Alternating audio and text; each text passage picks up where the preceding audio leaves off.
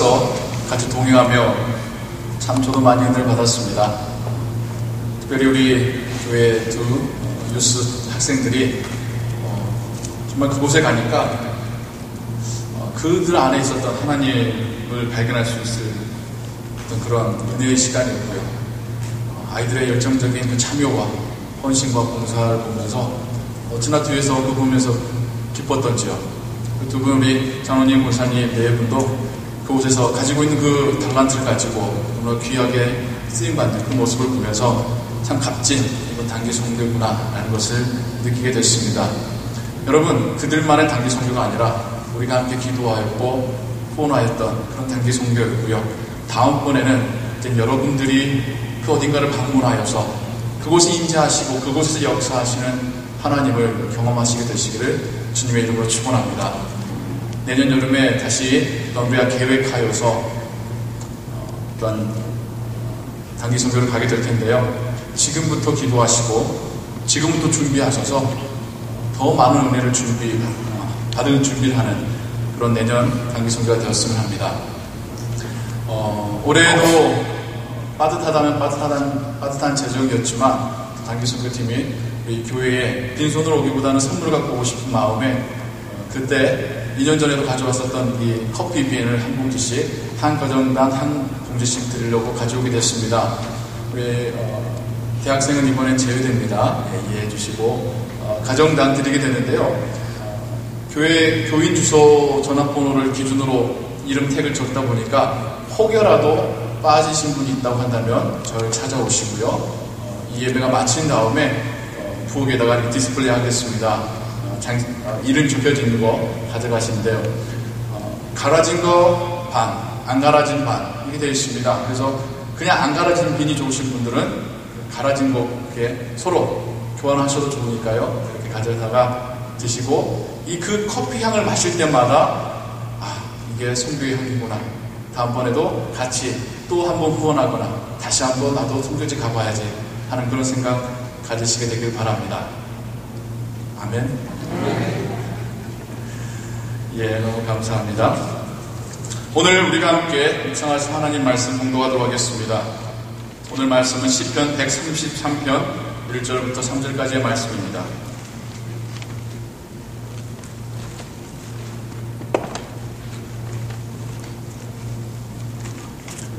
시편 133편 1절로 3절의 말씀입니다. 우리 모두가 한 목소리로 함께 봉독하도록 하겠습니다. 형제가 연합하여 동거함이 어찌 그리 선하고 아름다운고 머리에 있는 보배로운 기름이 수염 곧 아론의 수염에 흘러서 그 옷까지 내림 같고 헐문의 이슬이 시온의 산들에 내림 같도다. 거기서 여호와께서 복을 명하셨나니 곧 영생이로다. 오늘 우리가 방금 읽었던 시편에는 제목이 붙어 있습니다. 성전에 올라가는 노래라는 제목이 붙어 있습니다. 즉 중요한 절기에 하나님의 성전에 예배하러 올라가는 하나님의 백성들이 불렀던 찬양이라는 것입니다. 그냥 흥얼거리는 노래가 아닙니다. 다윗이 지은 시였으며 그 안에는 중요한 하나님의 메시지가 담겨져 있습니다.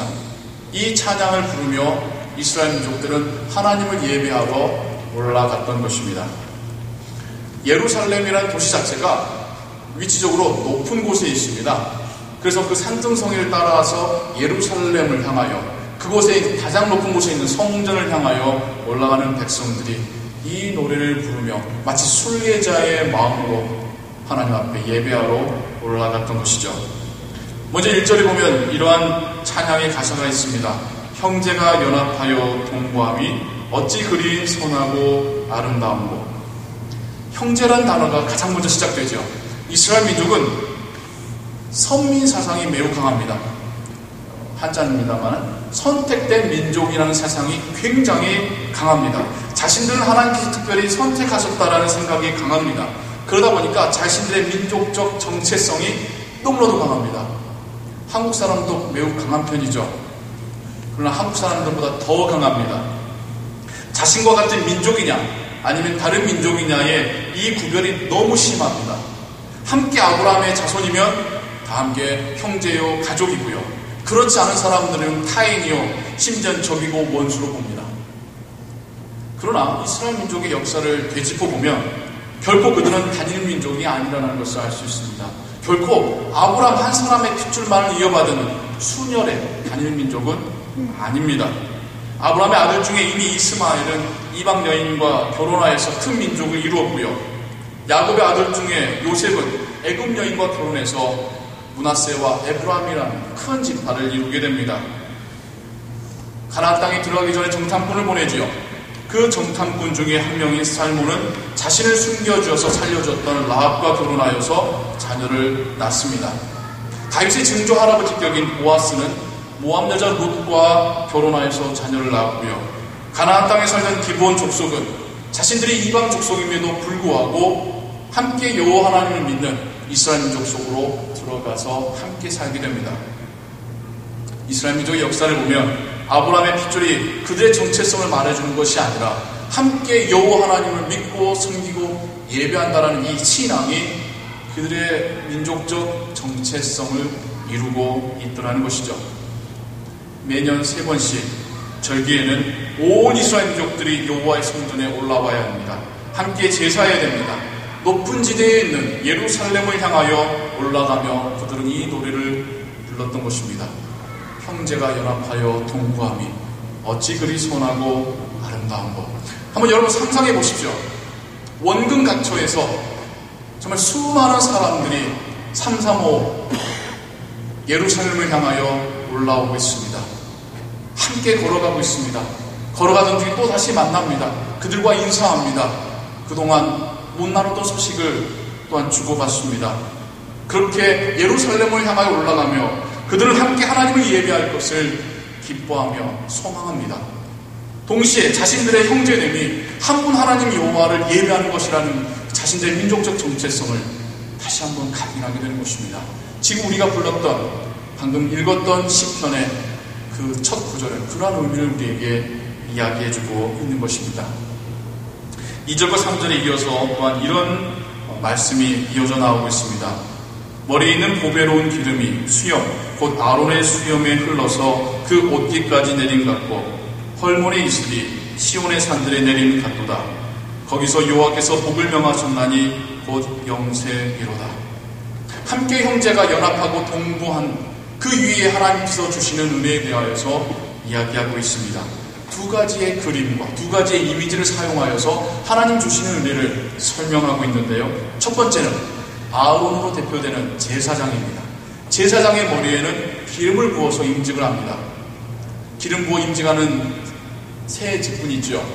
제사장이고 선지자고 왕입니다. 그들의 머리에 붓는 기름은 이건 그들에게만 쓸 수 있는 기름이고 특별한 기름입니다. 그 기름이 부어질 때에 그 기름이 홀리한 것이 아니라 하나님께서 이 사람들을 제사장으로 또한 선지자로 왕으로 세우신다는 그런 임명의 뜻이 담겨져 있는 것이죠. 머리에 기름을 붓습니다. 그 기름이 얼굴타고 흘러내리고 이 턱 수염을 흘러타고 가슴에까지 흘러내리는 그 이미지를 시편은 우리에게 말해주고 있습니다. 두 번째 이미지는 이슬입니다. 헐몬이라는 것은 헐몬산을 말하는데요. 그 높은 산과 여러 산들에 내리는 이슬, 두 번째 이미지로 우리에게 말해주고 있습니다. 이스라엘 지형은 기후는 비가 오지 않는 기후입니다. 1년에 서너 번 올까 말까 하는 기후입니다. 그럼에도 불구하고 식물이 살 수 있는 이유는 이슬 때문입니다. 기온차가 크기 때문에요. 아침에 그 온 지면에 내리는 이슬로 인해서 식물이 습기를 머금고 살 수 있는 것이죠. 이슬은 이스라엘 민족에게 생명입니다. 생명수입니다. 이슬이 없다면 그들은 모두 말라 죽게 될 것입니다. 하지만 아침에 내리는 그 이슬을 보면서 하나님의 은혜를 그들은 깨닫게 되었다는 것이죠. 이 두 가지의 이미지, 제사장에게 부어져서 가슴목까지 흘러내리는 기름, 온 지면에 충만하게 또한 편만하게 내리는 그 이슬, 이 두 가지의 이미지를 가지고 시편은 우리에게 하나님의 은혜를 이야기하고 있습니다. 두 가지의 그림 속에 공통된 게 있죠. 위로부터 아래로 흘러내리더라는 것입니다. 하나님의 은혜가 우리에게 흘러내리는 그 이미지를 가지고 지금 우리에게 설명해주고 있습니다. 또한 두 가지 이미지가 각각 품고 있는 의미는 좀 다릅니다. 첫 번째 이미지, 제사장의 머리에 부어져서 가슴까지 흘러내리는 이 기름은 하나님과 온 세상 사이에 연합한 우리의 공동체가 제사장 역할을 하게 된다는 것을 이야기하고 있습니다. 우리가 함께 연합하여서 하나님의 나라를 위해서 일할 때에 우리가 마치 제사장으로 쓰임받고 세워짐 받는 것처럼 하나님께 축복받게 될 것이라는 것을 우리에게 말씀하고 있는 것입니다. 연합하지 않는다면 불가능한 일입니다. 나 혼자 잘났다고, 나 혼자 할 수 있다라고 할 때에는 불가능한 일입니다. 함께 할 때에 가능한 것입니다. 함께 협력할 때에, 함께 연합할 때에 우리 하나님 앞에서 제사장으로 쓰임받게 될 것입니다. 두 번째 이미지는 하나님의 은혜가 우리 모두에게 골고루 임한다는 것이죠. 함께 연합하여서 힘을 합력하여서 일하는 우리 모두에게 하나님은 골고루 그 은혜를 부어주실 것입니다. 함께 일할 뿐만 아니라 함께 기뻐하며 함께 예배하는 자가 되게 하실 것입니다. 이렇게 연합하는 자들에게 하나님은 축복을 명하십니다. 바로 영생입니다. 하나님 나라에서의 영원한 삶입니다. 함께 주의 나라를 위하여 일하는 자들, 함께 하나님의 영광을 위하여 예배하는 자들에게 하나님께서는 그 나라에서의 영원한 삶을, 축복된 삶을 약속하고 계시는 것입니다. 그렇습니다. 우리가 연합하는 이유, 함께하는 이유는 하나님을 위해서입니다. 함께 연합하기 위해서는 잘 알지도 못하지만 때로는 손해를 보아야 하지만 그럼에도 불구하고 주를 위해서 우리는 연합하는 것입니다. 그것이 하나님께 영광이요 우리에게는 축복이 되기 때문입니다. 우리는 홀로 영적 전쟁을 치룰 수 없습니다. 함께 신앙으로 영적 전쟁을 치룰 때에, 함께 하나님의 나라를 위해 일해갈 때에 하나님의 능력이, 하나님의 축복이 우리 가운데 임할 줄로 믿습니다.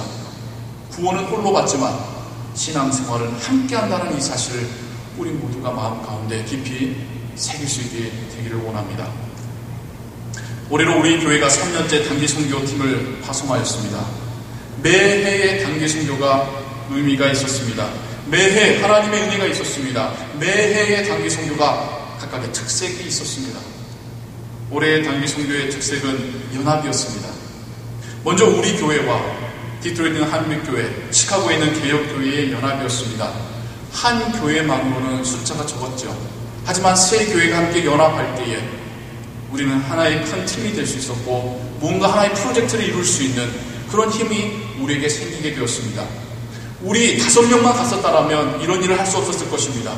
하지만 세 교회가 함께 연합할 때에 20명의 많은 수가 되어서 한 지교회, 아이들만 150명이 되는 그 지교회의 BBS를 섬길 수 있었고 어른들을 섬길 수 있었고 교회를 섬길 수 있었습니다. 두 번째 연합은 그곳에서 있었던 우리 연합팀과 시카고 안디옥교회 그리고 올랜도 비전교회의 연합이었습니다. 가기 전에 연락을 제가 받지 못했었는데 가서 보니까 각각의 두 교회가 저희보다 하루 먼저 와 있었습니다. 그곳은 유스그룹이 주가 되는 그러한 교회들이었는데요. 우리 모두가 함께 모이자 40명의 큰 그룹이 되게 되었습니다. 이 40명의 그룹이 함께 모여서 예배할 때에 우리 안에 기쁨이 넘쳤습니다. 함께 모여서 사역할 때에 우리는 할 수 있다라는 그런 하나님의 능력을 경험하게 되었습니다. 세 번째 연합은 우리 전체 단기 선교팀과 현지 사역자와의 연합이었습니다. 만약 우리 40명만 그곳에 달랑 내렸었더라면 우리는 아무것도 못했을 것입니다. 우리 중에 스피니시가 유창한 사람은 아무도 없었으니까요. 그냥 단어 몇 개 아는 정도였으니까요. 하지만 그곳 현지의 사역팀과 함께 우리가 함께 연합하여 일할 때에 우리가 하나님의 나라를 그곳에 세우고 확장시키고 볼 수 있었습니다. 단지 성도들만의 이야기가 아닙니다. 목회자들 사이에서도 연합이 필요했습니다. 그곳의 학생들의 경우는 이제 처음 그들과 서로 만나게 되었었죠. 당연히 어색하고 서로 간에 처음부터 팀워크가 이루어지지는 않은 상황이었습니다. 하지만 모두가 똑같은 목표를 갖고 있었습니다. 하나님의 선교를 하자. 이곳에서 우리가 선교를 하자. 이 한 가지의 목표가 서로가 같을 때에 전혀 다른 5개의 교회의 학생들이 함께 연합하고 힘을 모을 수 있는 서로 질서정연하게 일하는 그런 모습을 우리가 보게 되었고요. 함께 먹고 함께 자고 정말 조그만 곳에서 남자 20명이 서로 부대끼면서 잘 때에 냄새도 진동을 하고 화장실에 샤워기는 하나입니다. 그러니까 제대로 씻지를 못하는 거예요. 물도 부족하지만. 하지만 비가 오니까 밖에 나가서 빗물 맞아가며 샤워하면서도 즐거워하고, 그러한 그 공동체의 생활을 통하여 서로 더 가까워지는, 마지막 날에는 떠나는 게 아쉬워서 서로 울면서 포옹하고 사진 찍는 그런 아름다운 모습이 연출이 되었었습니다.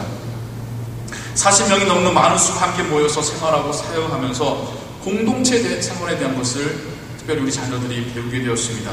내가 더 많이 먹으면 내 뒷사람은 적게 먹게 된다는 사실, 내가 많은 물을 사용해버리면 내 뒤에 있는 사람은 샤워할 수 없다는 사실, 내가 불평을 하게 되면 다른 사람도 불평하게 된다는 그 사실을 공동체 생활을 통하여 배우게 되었습니다.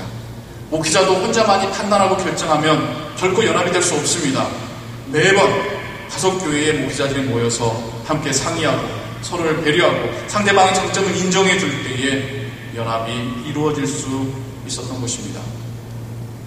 형제가 연합하는 것은 단지 선교지만의 이슈가 아닙니다. 우리의 가정과 우리의 교회에서도 이런 연합이 일어나야 할 것입니다. 어떤 의미에서는 우리의 교회와 우리의 가정도 선교지입니다. 하나님의 말씀이 선포되어져야 되고, 함께 하나님을 위해 예배해야 되고, 함께 하나님의 나라를 위해서 일한다는 점에서는 여전히 우리의 가정도 우리의 교회도 선교지입니다. 우리의 가정이 다른 가정과 함께 하나님의 나라를 위해서 일해야 합니다. 우리의 교회가 이 지역과 함께 혹은 다른 교회와 함께 연합하며 주의 나라를 위해서 일해야 됩니다. 우리는 연합을 위해서 마음의 준비가 되어 있어야 됩니다. 나 혼자, 우리 가정만, 우리 교회만, 우리 이렇게 해서는 하나님의 일을 온전하게 이룰 수 없습니다. 함께 연합하기 위해서 마음의 문을 열고 손을 내밀 때에 아름다운 형제의 연합이 우리에게서 일어나게 될 줄로 믿습니다. 우리의 가정과 우리의 교회 안에서 우리가 서로를 배려하고 서로의 약점에 힘을 보태주고 서로의 장점을 사역에 더욱더 쓰임받게 우리가 기회를 제공할 때에 우리 안에 하나님의 놀라운 은혜들이, 하나님께 제사장으로 쓰임받는 그 축복들이 임하게 될 줄로 믿습니다. 하나님의 그 은혜가 우리 모든 성도님들의 그 가정과 또 우리의 교회 사역 위에 제사장 머리 위에 부어지는 기름처럼, 지면 위에 충만하게 내리는 이슬처럼 그 은혜가 임하시기를 주 예수 그리스도의 이름으로 축원합니다. 기도하겠습니다. 사랑과 은혜 하나님 아버지, 하나님, 나 홀로는 너무나 약합니다. 그러나 우리가 함께 일할 때에 하나님의 놀라운 능력과 축복이 임할 줄로 믿습니다. 하나님이 우리를 제사장 삼아 주실 줄 믿습니다. 우리에게 그 은혜를 이슬처럼 내려주실 줄을 믿습니다. 우리의 가정 안에서 가족끼리 연합되게 하셔서, 가정과 가정이 연합되게 하셔서, 우리의 교회 안에서 서로를 배려하고 용납하는 연합이 일어나게 하셔서, 우리의 교회가 이 지역과 우리의 교회가 다른 교회들과 연합하는 그런 성숙된 신앙이 우리에게서 나타나게 하여 주셔서, 연합하기 위해서는 많은 것을 인내해야 됩니다. 배려해야 됩니다. 포용해야 합니다. 하지만 그 모든 과정을 통하여 우리의 신앙을 성숙시켜 주실 줄을 믿습니다. 우리 모두의 신앙이, 우리의 교회의 신앙이 이렇게 성장해 가게 하여 주셔서 예수 그리스도의 이름으로 기도하옵나이다. 아멘. 찬송가 268장